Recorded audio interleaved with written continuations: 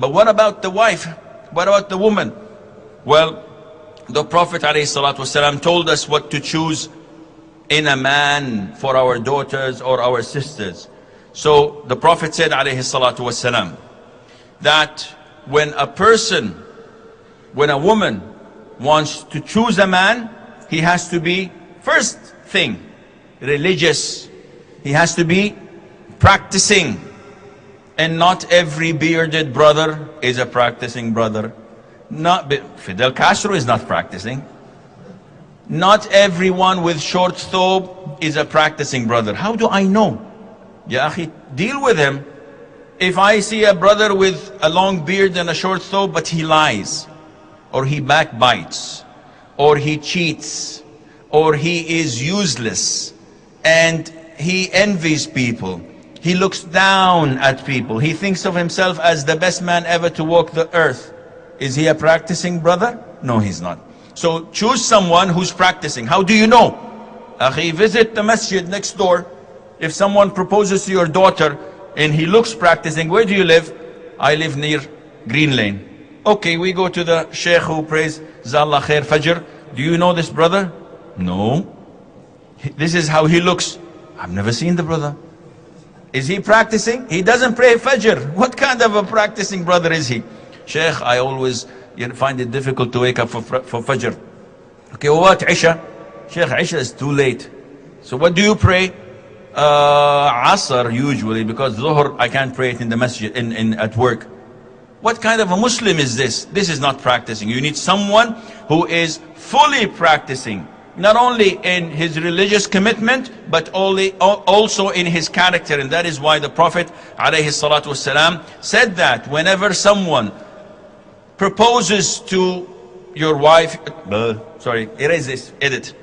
Okay, if someone proposes to your sister, to your daughter, who his religious commitment and his character you approve of, you should give him in marriage.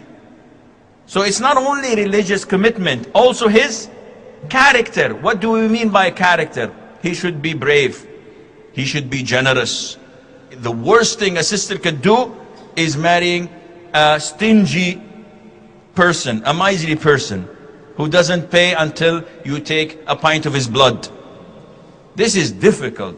Life is horrible, and this is why when one of the female companions came to the Prophet ﷺ and said, Muawiyah bin Sufyan and Abu Jahm both proposed to me. So he said, Muawiyah is su'luk. He doesn't have a penny. He's poor by nature. And Abu Jahm, he batters women. He abuses women. But marry Usama ibn Zayd ibn Haritha, may Allah be pleased upon them all. So he has to be,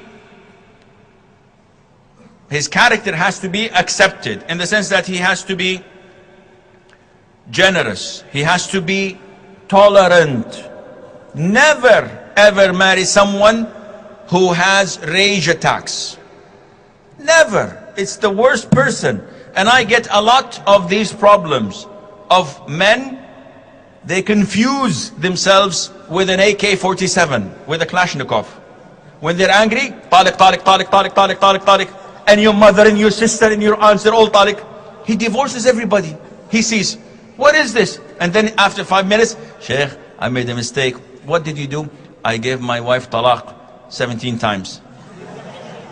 Wallahi akhi, 3 is on the house and the rest is on you. What is this? No, you don't want to marry someone, you don't want to give your sister, you don't want to give your daughter to someone who gets angry quickly and is impulsive and may do something that he may regret later on. He has to be tolerant. He has to be among those who look the other way. He shouldn't be an auditor. Because if you give your sister to an auditor, every time say, how much did you spend? Where is the rest? Where was this thing? Why don't you put it there? He's gonna make life hell for her. No, you want to choose someone who looks the other way. Even if she does a mistake or two, he pretends that he did not see anything, and life beautifully goes on. He has to be as mentioned in the Quran, إِنَّ خَيْرَ مَنِ اسْتَأْجَرْتَ الْقَوِيِّ الْأَمِينَ. He has to be strong and he has to be honest, trustworthy. Because you are entrusting him with your honor, with your flesh. You're entrusting him with your daughter or with your sister. So don't throw them away to anyone who comes and asks for them. He has to be secretive in the sense that he does not spread the secrets of the house. Not that he has relationships and he's secretive. No, he has to be modest in the sense that I've sat with men, quote unquote, so-called men, who say what happens with them in bed. I did this with my wife, oh that was fun, but the other thing wasn't. And I say, Akhi, this is the worst thing a man can do.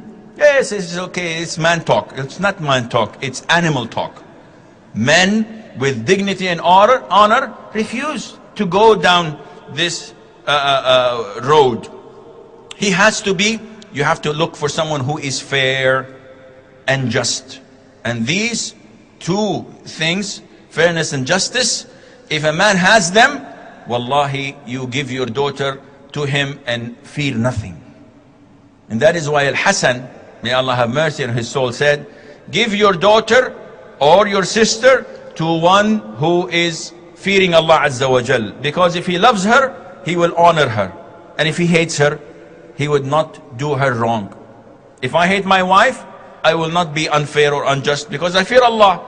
If I do anything wrong, even if I hate her guts, even if she is ugly and smelly, not that I'm saying that she is, but even if she's like this, I will not do her wrong because I fear Allah Azza wa Jal, and I fear that Allah may send me someone to mistreat my daughters, my sisters, my cousins in the same fashion. That is why I fear Allah. I try to be as good as possible. Try to choose someone who dresses well and who has a good scent and smell. Not necessarily wearing Versace or Gucci, but someone who looks presentable and who smells normal, because this will be with you till the end of time. A lot of the sisters send me emails and complaints of the smell of the brothers' mouths. They don't floss, they don't wash their mouths. The Prophet ﷺ, the first thing he used to do when he enters the house was to use the miswak, to clean his mouth. Ibn Abbas, may Allah be pleased with him, he used to take real good care of himself. And whenever his companions talked to him, he said, as I want my wife to look good, I like to look good for her. So it's a two-way road. Try to choose someone who would honor your family, who would respect your father and mother, and don't take a gangster who would maybe kill them in the following day. Choose someone who would respect them, who would give them the necessary honor. And try to get someone who is jealous. Do not get a man who is not jealous, because this is not a man. The first thing that stands out in a man is his jealousy. And the first thing that stands out in a woman is her feminine side and her vulnerability.